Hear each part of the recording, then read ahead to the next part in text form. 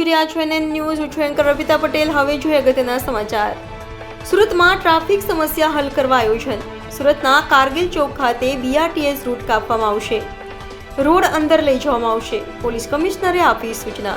પાલિકાના અધિકારી ઉપસ્થિત. NN news Surat.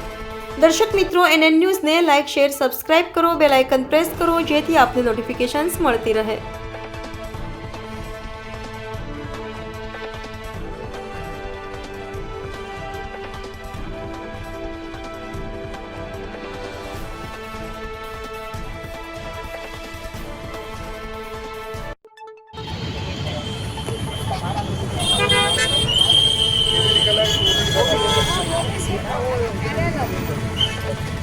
क्योंकि अभी वो कह रहे हैं वो बस ऐसे ही निकल रहा है, खाली होने के बाद बस निकलती है, दबा देती है अंदर।